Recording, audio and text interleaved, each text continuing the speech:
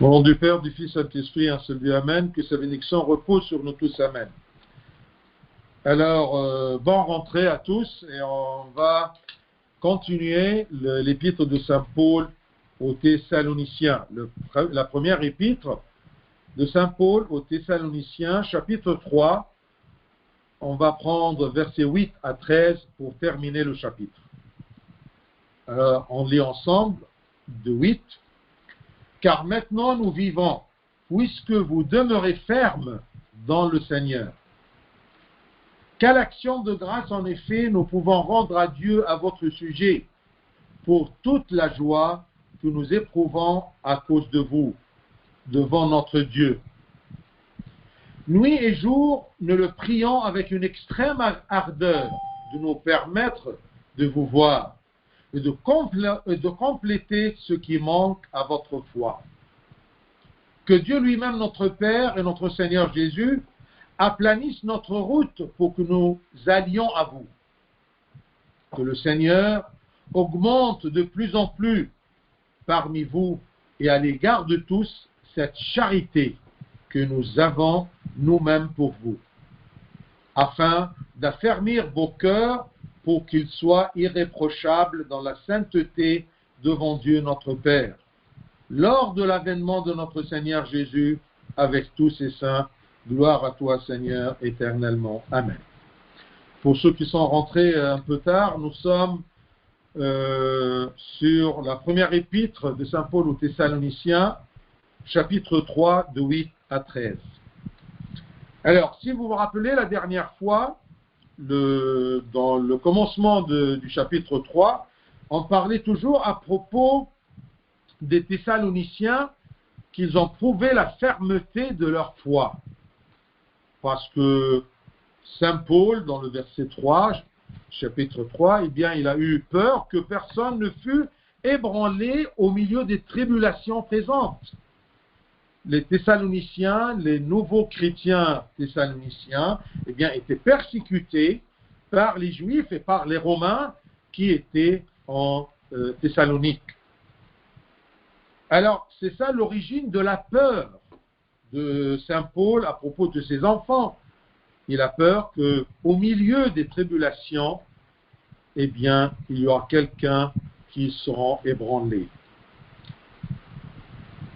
Alors, la fermeté de ses enfants est la cause de son bonheur. Regardez ce qu'il dit, versets 8 et 9. Car maintenant nous vivons. Sa joie, ça lui donne une vie. Car maintenant nous vivons puisque vous demeurez fermes dans le Seigneur. C'est ça un bon chrétien, qu'il vit ferme dans le Seigneur. Et on comprend maintenant dans le vocabulaire de Saint Paul, qu'est-ce que ça veut dire vivre dans le Seigneur ou en Christ, c'est-à-dire vivre selon ses commandements, selon ses préceptes. Car maintenant nous vivons, puisque vous demeurez fermes dans le Seigneur.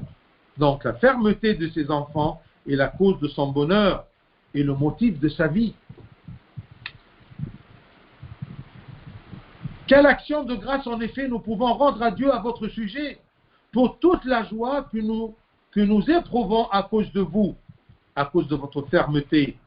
C'est quelque chose qui nous réjouisse, qu'on est ferme dans le Seigneur, qu'on vit selon le Christ, selon les commandements de Dieu. Alors, pour la fermeté de leur foi, ils rendent grâce à Dieu. Parce que n'importe quelle chose de bon dans notre vie, si nous sommes fermes en lui, ce n'est pas tout simplement grâce à nous. Non, c'est grâce aussi à la grâce de Dieu et notre volonté. On ne peut rien faire tout seul. Toujours, on est accompagné par le Christ et par sa grâce. Plus notre effort, plus notre volonté de le suivre.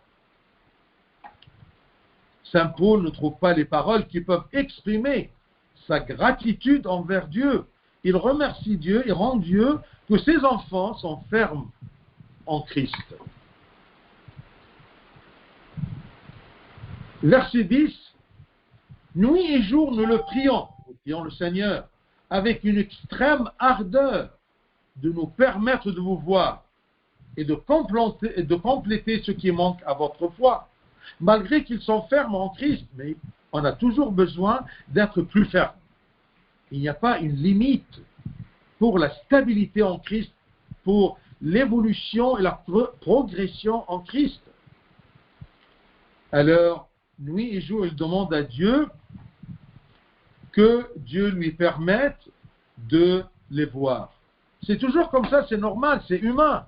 Quand on aime quelqu'un et ce quelqu'un-là nous donne la joie, on a toujours le plaisir de le voir pour compléter notre joie en le voyant. C'est pour cela que Saint Paul, il veut bien venir les voir. Non pas tout simplement parce qu'il les aime, mais parce que aussi il a le devoir de compléter ce qui manque à votre foi. Son cœur brûlé d'amour envers eux lui a donné l'envie de les voir. Est-ce que, si j'ose dire, est-ce que Dieu, il a envie de nous voir? Est-ce que Dieu, il a envie de nous rencontrer? Ou on va faire un jour comme Adam, quand il a senti que le Christ est là, il s'enfuit, il s'est enfoui dans le paradis, parmi les arbres, parce qu'il avait honte. Et je ne pense pas que Dieu avait la joie de le voir, parce qu'il a chuté, il a désobéi à Dieu. Il veut les voir pour participer dans leur évolution vers le parfait. L'évolution d'un chrétien dans le parfait ou vers le parfait est sans arrêt.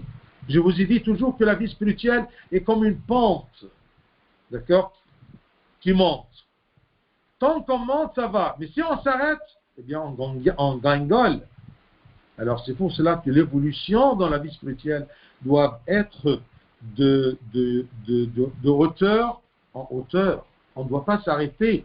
Si on se lasse, le poids des tribulations et le poids de la chair et le poids des envies et des faiblesses va nous faire reculer sur la pente du chemin de Dieu. Verset 11, que Dieu lui-même, notre Père et notre Seigneur Jésus, aplanisse notre route pour que nous allions à vous. Regardez, Saint Paul ici nous donne une leçon. Je veux faire quelque chose. Je planifie. Mais celui qui permet et celui qui est responsable de l'exécution de ce que je veux, c'est Dieu. C'est sa grâce. Il met l'économie de cette visite entre les mains de Dieu. Quand on veut faire quelque chose, c'est bien d'y penser. Mais l'importance, c'est d'être convaincu en nous-mêmes qu'on ne peut rien faire sans Dieu. Je veux, mais que Dieu bénisse. Je veux, mais que Dieu accomplit. Regardez comment un comportement d'un chrétien, quand il planifie. Prenez Jacques, chapitre 4, épître de Saint Jacques, chapitre 4, 4 et 15. Regardez. Écoutez bien. Vous qui ne savez pas ce qui arrivera demain, car qu'est-ce que votre vie? Vous êtes une vapeur qui paraît pour un peu de temps et qui ensuite disparaît. Vous devriez dire, au contraire, si Dieu le veut, nous vivrons et nous ferons ceci ou cela. C'est ça la politique de comment planifier ou comment avoir des projets dans notre vie. Eh bien, c'est bien de penser, c'est bien de rêver. Mais on ne sait pas ce qui va se passer demain, parce que nous sommes comme une vapeur qui paraît pour un peu de temps et qui ensuite disparaît. Alors, nous devrions dire, au contraire de à quoi? Au contraire de dire, je vais faire ça. Non, je dis, je vais faire ça, Inch'Allah. Comme on dit, vous savez, l'Orient, tout l'Orient, il dit toujours ce mot-là, ce proverbe, Inch'Allah. Après chaque parole, on dit Inch'Allah. Si Dieu le veut. Inch'Allah, c'est un verset biblique, c'est une référence biblique, Inch'Allah. Si Dieu le veut. Verset 15. Vous devriez dire au contraire, si Dieu le veut. nous vivons, et nous ferons ceci ou cela. C'est ça. Quand tu penses, n'oublie pas de dire, si Dieu le veut et si je vis. Parce que comment tu peux accomplir les choses si tu ne vis pas? Et bien, si Dieu le veut, nous vivons et nous ferons ceci ou cela. Jacques 4, 14, 15. J'aime bien ce verset parce qu'à l'intérieur, il nous donne ou il note bien notre capacité humaine. Vous êtes une vapeur qui paraît pour un peu de temps et qui ensuite disparaît. Entre nous, ce verset-là me donne toujours un genre d'humilité parce que je suis vapeur. D'accord? Je ne suis pas tout simplement même une fleur dans un jardin qui vit pour un jour, mais non, je suis une vapeur plus fragile. Je n'ai qu'une vapeur qui paraît pour un peu de temps et qui ensuite disparaît. Vous devriez dire au contraire, si Dieu le veut, nous vivons et nous ferons ceci ou cela. Donc Saint Paul, il prie Dieu d'abolir les empêchements de Satan qui mènent à remettre jusqu'à cette rencontre. Parce qu'il a dit, parfois quand on sent qu'il y a des obstacles dans un des projets, on dit, ah, Satan, d'accord? Oui, Satan peut mettre des bâtons dans les roues, mais les bâtons de Satan dans les roues ne sont pas plus forts que la volonté de Dieu. Quand Dieu veut, rien ne s'arrête. Et c'est parfois que quand on fait un projet ou on veut quelque chose, on essaye à aboutir à ça, on sent qu'il y a des obstacles. Et tout d'un coup, on voit que ces obstacles-là dissouent sur notre chemin. Ça, c'est la grâce de Dieu. Bienheureux l'homme qui sent cette présence de Dieu dans ses projets. Alors, Saint Pierre, il prie Dieu d'abolir tout empêchement. Bien sûr, on ne peut pas demander d'abolir l'empêchement que Dieu permet que ça soit, non. N'importe quel empêchement, ça sera de Satan. Alors, Dieu enlève, abolit ces empêchements. C'est comme ça qu'on met toute notre vie, tous ces projets, entre les mains de Dieu. Verset 12. Que le Seigneur augmente de plus en plus parmi vous et à l'égard de tous.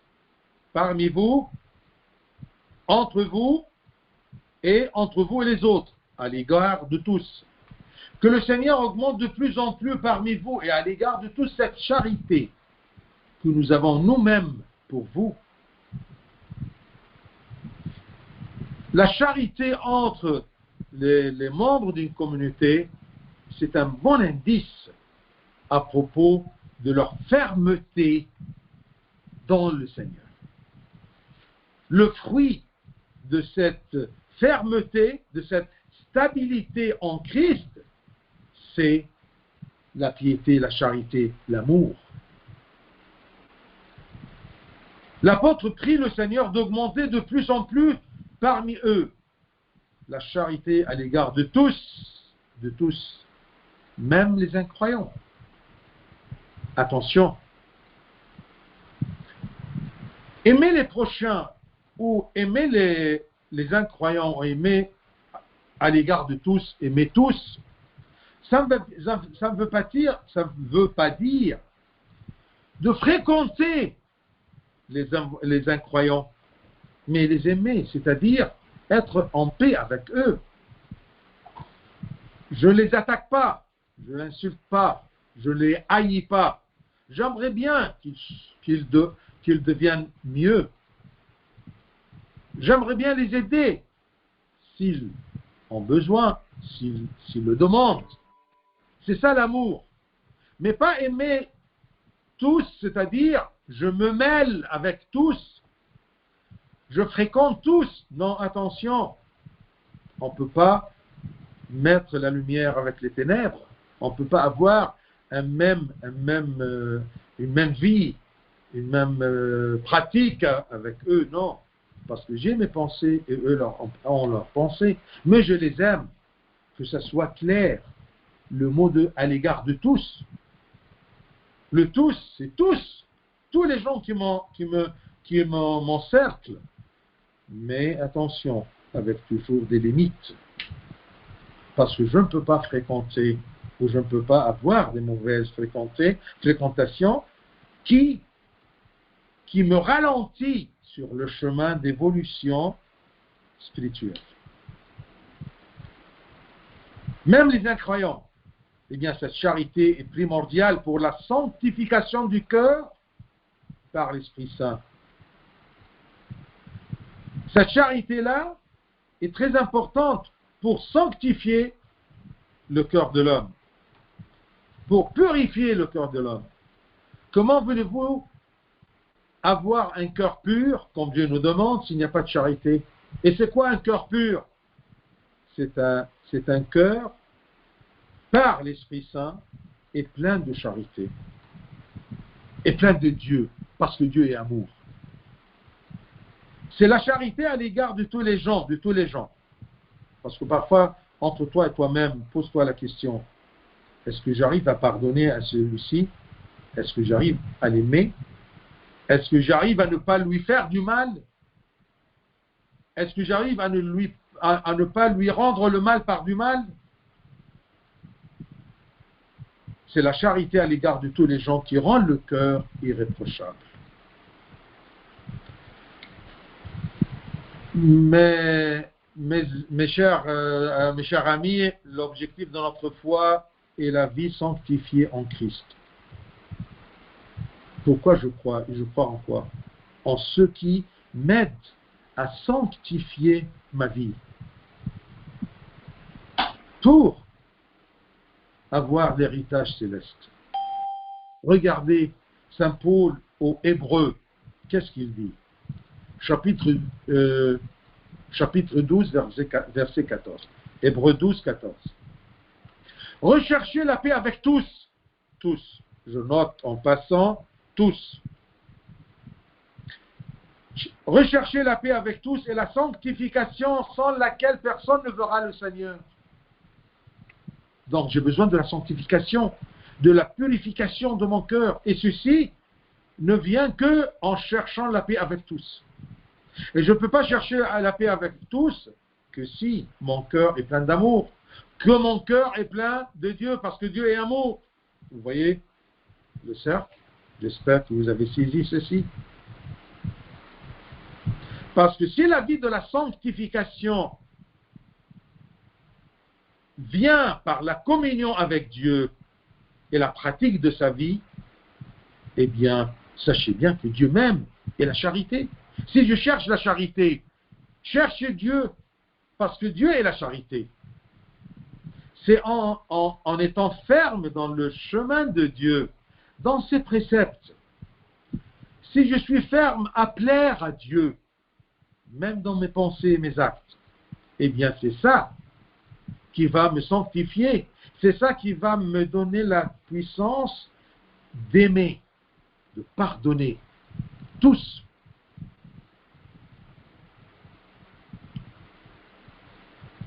Saint Jean, dans sa première épître, chapitre 4, 8, dit « Celui qui n'aime pas n'a pas connu Dieu. » Parce que Dieu est amour.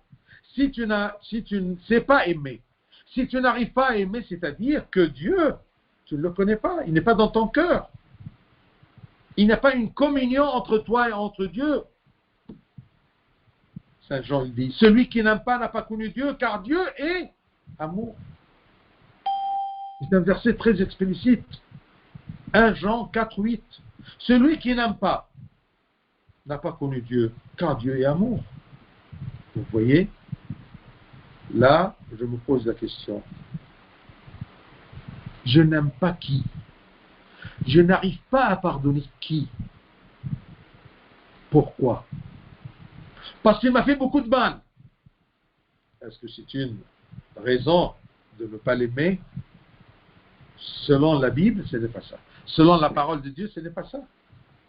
Je n'arrive pas à l'aimer parce qu'il y a une manque de communion entre moi et Dieu. Visez bien celui que vous n'aimez pas. Visez bien celui que vous n'arrivez pas à le pardonner. Mettez-le dans vos prières. Lui et toi-même, parce que tu as besoin d'amour de Dieu. Tu as besoin de Dieu qui est amour pour pouvoir aimer. Et en aimant tous, on arrive à la sanctification, à la purification, sans laquelle personne ne verra le Seigneur, personne ne rentrera au royaume. Le Seigneur viendra avec tous ses saints. C'est ça la scène que saint Paul décrit dans le verset 13. Afin d'affermir vos cœurs pour qu'ils soient irréprochables.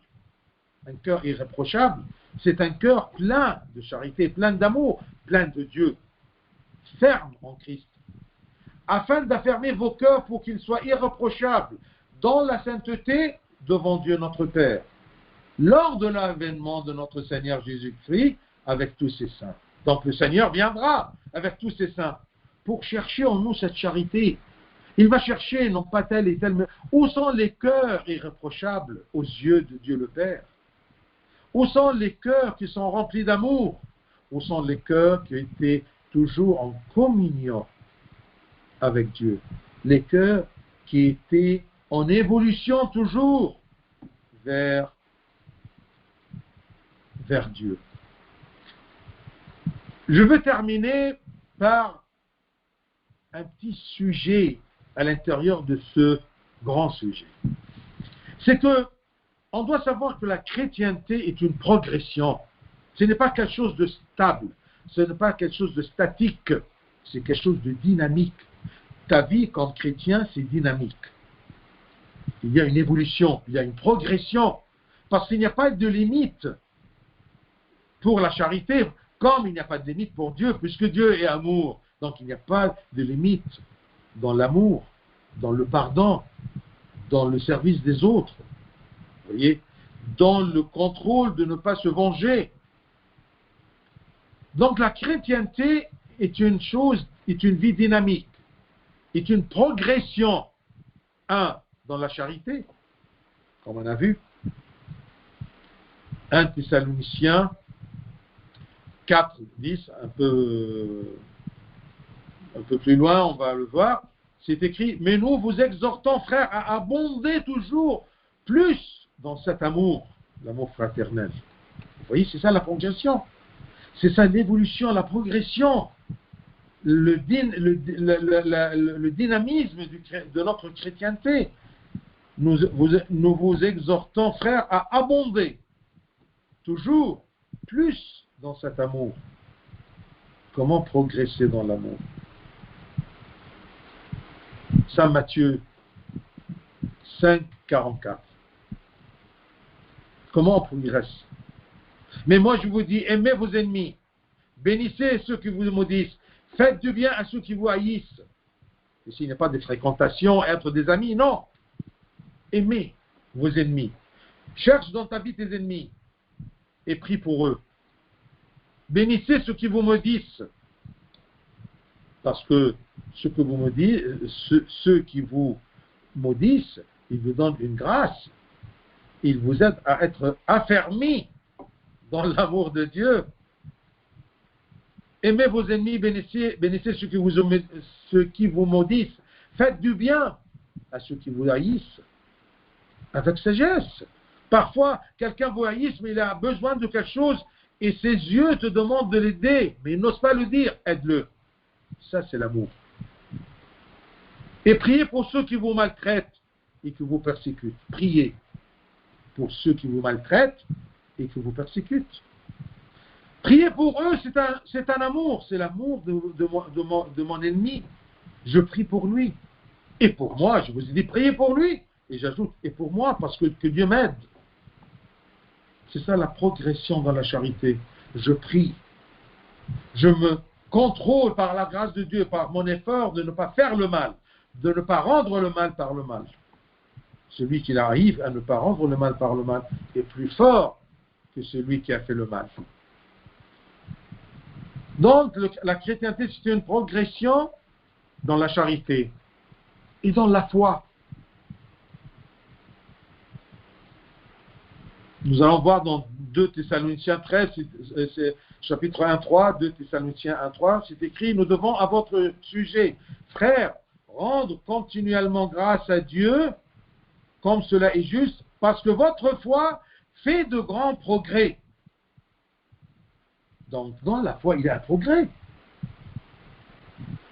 Nous devons à votre sujet, frères, rendre continuellement grâce à Dieu, parce qu'on voit dans vous une progression ou de grands progrès dans votre foi, parce que votre foi fait de grands progrès, et que la charité de chacun de vous tous à l'égard des autres augmente de plus en plus.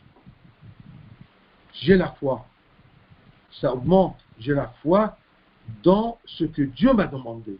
Si Dieu m'a demandé d'aimer mes ennemis et prier pour eux, eh bien, j'y crois. Je peux le faire, par la grâce de Dieu et par mon effort. Parfois, il y a un père qui se demande comment progresser dans la foi. Tout simplement en rendant grâce au Seigneur. Pour toutes choses. Progression dans la foi. Comme Saint Paul a dit aux Colossiens, si vous vous rappelez, chapitre 2, 7. Étant enraciné et fondé en lui. Et affermi dans la foi. Et affermi par la foi. D'après les instructions qui vous ont été données et abonder en action de grâce. Abonder en action de grâce. Pour être enraciné et fondé en lui. Affermi par la foi. C'est un cercle vicieux.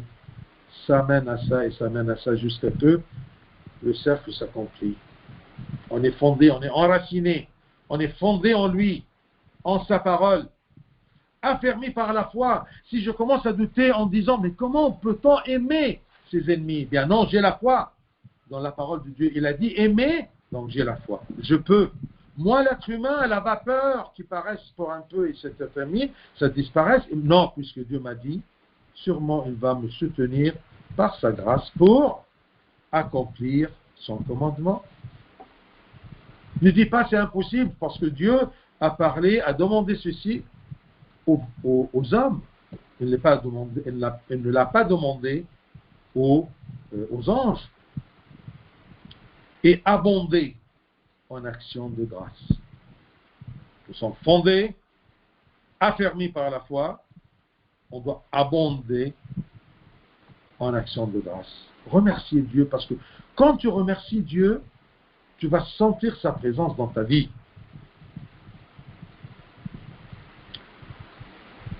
Progression dans la charité, dans la foi, dans la sainteté.